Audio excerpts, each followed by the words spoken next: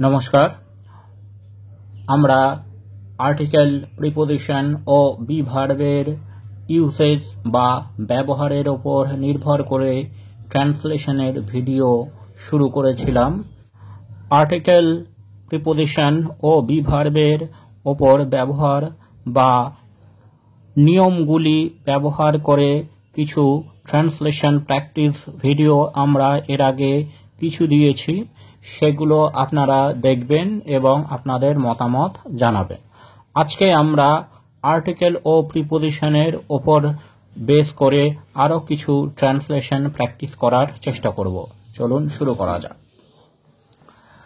একটি এক অঙ্কের নাটক। একটি এক অঙ্কের নাটক। এক অঙ্কের নাটক ইংরেজি হচ্ছে ওয়ান অ্যাক্ট প্লে। এখানে ওয়ান কথাটি ও দিয়ে বা ভাওয়েল দিয়ে শুরু হলেও এর উচ্চারণটি হচ্ছে ওয়া, অর্থাৎ কনসোনেন্ট সাউন্ড আসছে, সেই জন্য এখানে এ বসবে। এ ওয়ান অ্যাক্ট প্লে। একটি 100 টাকার নোট। 100 টাকার নোট ইংরেজি 100। 100 ওয়ার্ডটি কনসোনেন্ট সাউন্ড দিয়ে শুরু হচ্ছে, তাই এখানে বসবে এ। এ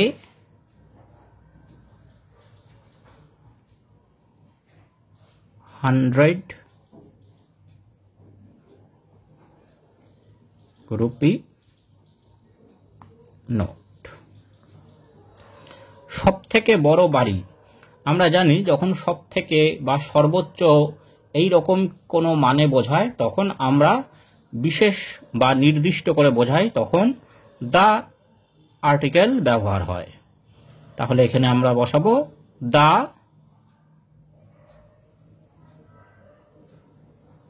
বিগেস্ট হাউস।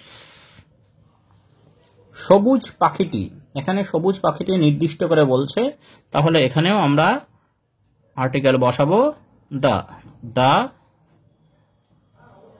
Green bird. পোষা কুকুরটি। এখানেও কুকুরটিকে নির্দিষ্ট করে বলছে, তাহলে এখানে আমরা বসাবো দা। দা পেট ডগ। বিপদের মধ্যে। যদি মধ্যে এই সেন্স বা মানে বোঝায় তাহলে আমরা ইন প্রিপোজিশন ব্যবহার করব। তাহলে এখানে আমরা লিখব ইন ডেঞ্জার। বিপদ ইংরেজি ডেঞ্জার, ইন ডেঞ্জার। বৃষ্টির সাথে।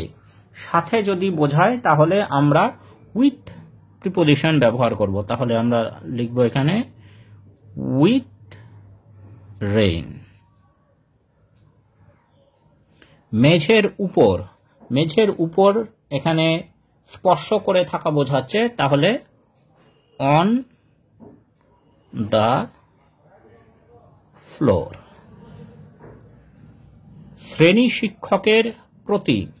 শ্রেণী শিক্ষকের প্রতি, তাহলে এখানে প্রতি বা এই রকম কিছু বোঝালে আমরা টু প্রিপোজিশন ব্যবহার করি। তাহলে এখানে টু